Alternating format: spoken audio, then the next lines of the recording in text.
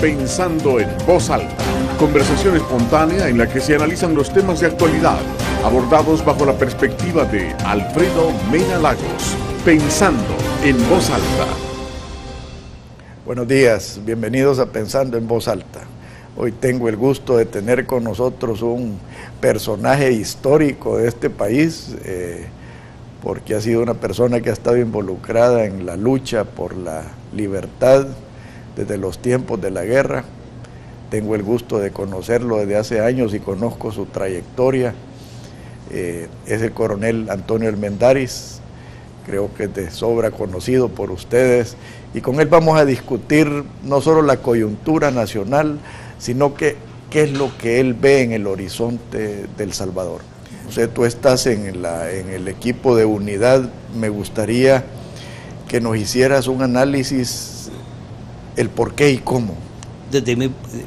Yo puedo contar el por qué yo comencé también a decirle a mi gente de Concertación Nacional el por qué teníamos que ir a unidad. Surgió así.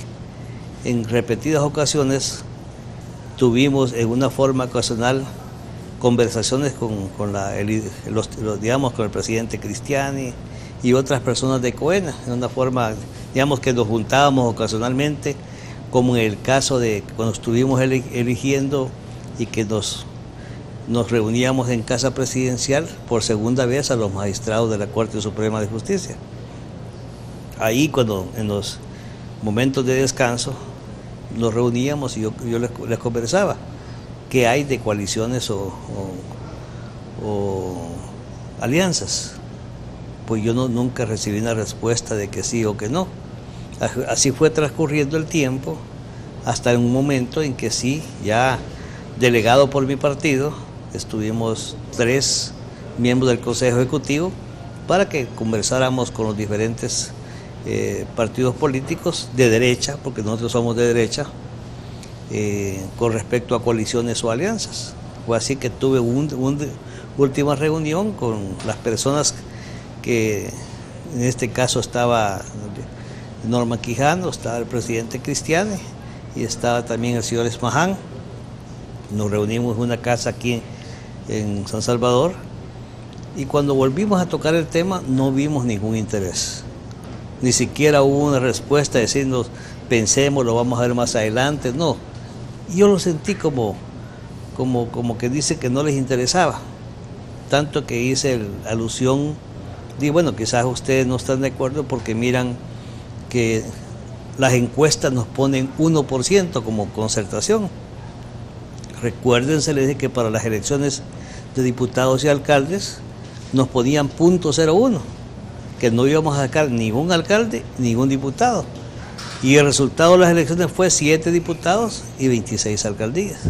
Tú sabes que yo estoy muy cerca de Nicaragua y a mí me ha conmocionado que estemos siguiendo los pasos de Nicaragua, o sea, en lo que a la derecha respecta.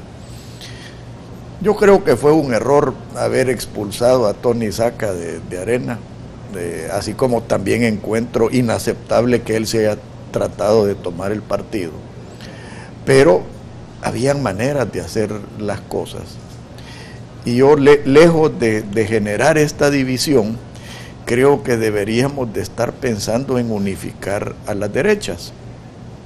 Y digo las derechas, porque aquí hay falsas derechas, hay verdaderas derechas, hay derechas de mentiras. Así que por eso es que hago la aclaración. Pero en fin, somos derechas. Y en ese sentido, a mí una de las cosas que me incomoda, y te lo digo con toda sinceridad, es el atentado contra la institucionalidad que a veces emana de la misma gana. O sea, a mí es de las cosas que como que siento rechazo hacia ello, porque como de nuevo te repito, yo creo que la política no es un negocio. Yo creo que el país es demasiado importante como para andar jugando con institucionalidad. Y a mí me gustaría, conociéndote a ti, que piensas diferente, ¿cómo conjugas tus valores y tus ideales con esa situación? Gracias a Dios, en Concertación Nacional, cuando estás hablando de esas votaciones raras, ¿no?, gracias a Dios, en concertación y desde el tiempo de Conciliación Nacional, siempre hemos invocado que la Constitución de la República nos dice que no tenemos que ser leales a un partido, sino que a la patria, y actuar de acuerdo a nuestros ideales. Dentro de esos ideales, yo le decía a alguien, bueno, si nosotros en el tiempo de la guerra estuvimos dispuestos a ofrendar nuestra vida por mantener estas libertades que tenemos, aunque no las que quisiera, porque yo no peleé por lo que tenemos ahora, yo que pensaba en una patria mejor. Habemos varios. Hay veces que creemos que nos equivocamos de enemigo. Entonces, en base a eso, pues, bueno, tú has sido también, y el medio que nos da la oportunidad ahora de estar en las casas de todos los televidentes, han sido testigos de que hay veces que no he votado. Cuando yo creo que eso no es correcto, según mi conciencia o lo que yo creo, pues no he votado. En un principio me costó eso, porque cada vez que no votábamos, o no votaba yo, decía división en el PCN. Hasta que un día hablé con varios compañeros entrevistadores y les decía, bueno, ¿en qué quedamos? Se habla de partidocracia, y cuando algunos no votamos porque no creemos, se llama división. ¿Qué es lo que van a fomentar? ¿La partidocracia para que no digan que hay división, o el hecho que uno pueda pensar y sentir y disentir? Y gracias a Dios, desde en Conciliación y hoy en Concertación Nacional, tú vas a ver a menudo de que alguien de nosotros no vota porque no está de acuerdo, y no tenemos ninguna reacción. Por eso me extrañaba que en los últimos acontecimientos, que a alguien lo estuvieron, digamos, sancionando por no haber votado lo que ordenaba el partido. Tanto que yo le decía, estos diputados no se han puesto a pensar que con ellos en ese aspecto estaban declarando de un cohecho activo e impropio, que lo estaban queriendo obligar a votar en contra de lo que pensaba. Con esto lo que te estoy diciendo es de que en el quehacer de la Asamblea, si uno quiere, puede actuar como Dios manda, y no como... No, y han habido honrosas excepciones, pues, o sea, tú eres una de ellas. Yo me recuerdo cuando Rodrigo Ávila hizo lo propio en Arena. Mario Ponce también. Mario Ponce lo ha hecho, o sea, eso es bueno, y a mí hasta cierto punto me da cólera escuchar de mi gente, y cuando digo mi gente porque yo he sido abiertamente arenero, criticar la compra de voluntades. Yo les digo, miren, ¿qué es más compra de voluntades? Que un diputado se vaya y se declare independiente, por las razones que sea, no voy a ser yo el que lo voy a juzgar. O cuando la cúpula se vende a intereses especiales.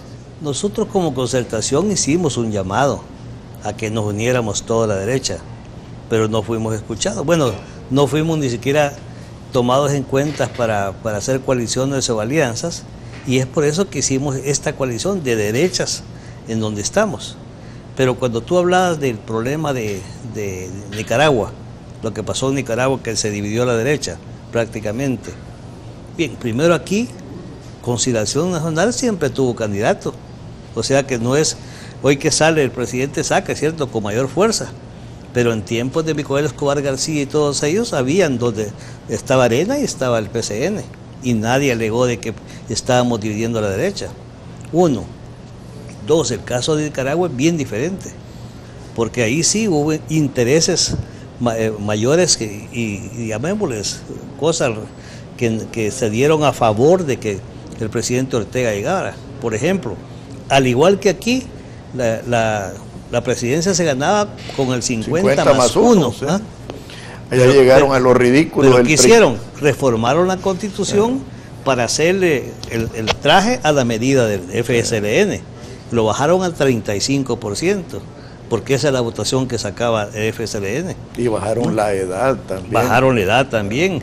Entonces, repito, le hicieron el traje a la medida. Y eso es lo que a mí me molesta, y veo el peligro, Tony, de andar manoseando la Constitución, de andar haciendo leyes a la medida, y es lo que yo creo que personas como tú, adentro de esa coalición, deben ser una voz de reflexión a ese tipo de situaciones. Yo me siento orgulloso de mis jefes que fueron presidentes. Por ejemplo, tú nunca oíste de un Rivera con riquezas, bueno, o de un Sánchez, o de un Molina, o sea, todas esas personas, si tú ves cómo vivieron, cómo salieron, y gracias... Mira, sí hubieron riquezas, y creo que sí hubo enriquecimiento, pero yo después te puedo dar detalles de lo que yo sé, ¿verdad?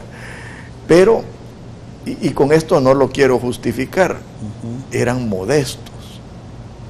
Y tú estás hablando de los gobiernos del PCN, que todo el mundo se quejaba de que son unos ladrones, que no sé qué, pero comparado a los que hemos tenido en los últimos 25 años, se quedan chiquitos. O sea, tú ves que en los gobiernos del PCN quedaban obras, el aeropuerto, las represas, las carreteras, ¿y ahora qué queda? Y que no se ha hecho nada después de eso. No, y que ahora todos los presidentes o expresidentes salen con unas grandes encuestas favorables, y yo decía el otro día en un programa de televisión, decía, ¿de qué sirve que el presidente salga bien si el país queda mal? Y esa ha sido nuestra realidad. Cada uno que sale nos deja más endeudados, cada uno que sale más rico, cada uno que sale con la institucionalidad más debilitada. Y te digo, mira, yo ya voy para afuera, pues, porque yo ya tengo más de 60 años, pero a mí me preocupa el tipo de país y el tipo de democracia que le vamos a dejar a nuestros hijos. Y hoy que tú dices de las obras que quedaron, como puertos, aeropuertos, represas, geotérmicas, todo eso, de la estación terrena, etcétera, carreteras, puentes que si no hubieran sido destruidos durante el conflicto armado y estuvieran todavía bien hechos, sin mucho endeudamiento o nada. Pues sí. ¿No? O sea que fueron hechos con recursos propios y no hubo ese tipo de endeudamiento que teníamos ahora. Cuando se habla del vaso de leche, por ejemplo, en las escuelas, eso ya no teníamos en tiempo. Claro. Cuando hablamos de la soberanía alimentaria, en tiempo nuestro había soberanía alimentaria. Mira, y para no solo criticar a las derechas, vamos con el Frente. El Frente ahorita está haciendo lo que criticó desde un principio. Si ahora la oligarquía más odiosa es la oligarquía que ellos están creando. O sea, como les dice Dagoberto Gutiérrez, si son un partido de derechas. Yo lo que veía y conversaba con compañeros, y un día quería hablar también con Dagoberto, de lo siguiente. Ahí en la Asamblea Legislativa tenemos unas iniciativas pidiendo recursos para los desmovilizados del FMLN, que una vez pelearon, hay gente discapacitada y hay gente y excombatientes de ellos que después ya no recibieron ningún beneficio y estaban pidiendo que le dieran exactamente lo que Alba Petróleos anda dando a otros que no son su gente. Yo decía, ¿por qué ser candil de la calle oscuridad de su casa?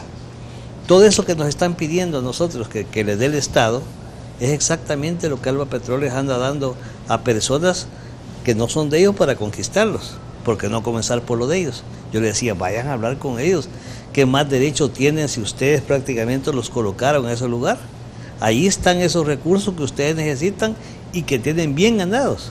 También otra cosa que yo creo que tiene que erradicarse aquí en El Salvador es que hay instituciones políticas que tratan de amalgamar a su gente a través del odio, ¿no? Continuamente uno escucha en arengas políticas, etcétera, de que comienzan a hablar del pasado, de la guerra, comienzan a hablar de todo lo que pasó. Si no se habla que tenemos que dejar una vez por todas, que el perdón y el olvido, ¿no? Porque si aquí vamos a estar recordándoles o contándoles de la manera que nos favorece a nosotros, a nuestros hijos que no estuvieron en la guerra, para que ellos también sientan odio contra los otros, El Salvador no va a caminar a ninguna parte. Fíjate que lo más repugnante de ese discurso, Tony, es lo unilateral e hipócrita que es. Porque esta gente habla de eliminar la amnistía, pero solo de un lado. Habla de condenar los abusos de los derechos humanos, pero solo de un lado. O sea, yo eso lo encuentro personalmente ofensivo. Ahorita no nos vamos a unir a una persona, no que a un proyecto de nación. Y comenzamos a discutir el proyecto con el presidente Saca, llegamos a situaciones como por ejemplo la soberanía alimentaria, el apoyo al agro, que son las reivindicaciones de nuestro partido, lo que es la salud. ¿Y qué es lo que pedimos? Que sea igual o mejor a lo que hacíamos nosotros. De hospitales que tenían medicina, tenían médicos, que la gente llegaba y podía operarse y todo sin pagar 5 centavos, de educación gratis, ¿eh? De todo del Instituto Regulador de Abastecimientos, que le garantizaba al campesino que no llegara un coyote a comprar su cosecha casi regalada, sino que le garantizara precio, y que la ama de casa día a día no le esté subiendo el maíz, el frijol, el arroz, el aceite, el azúcar, la leche que daba lira. Te voy a invitar porque yo siento que unidad puede aportar mucho. Exacto. al debate. Y yo estoy seguro, por lo menos de tu persona, que lo vas a hacer con sinceridad y con honestidad. Y estos temas que tú me acabas de mencionar no han caído en saco roto. Los llevo para la próxima reunión. Muchas gracias. Y en lo que les pueda ayudar, a la orden. Esto fue Pensando en Voz Alta, conversación espontánea en la que se analizan los temas de actualidad, abordados bajo la perspectiva de Alfredo Mena Lagos. Pensando en Voz Alta.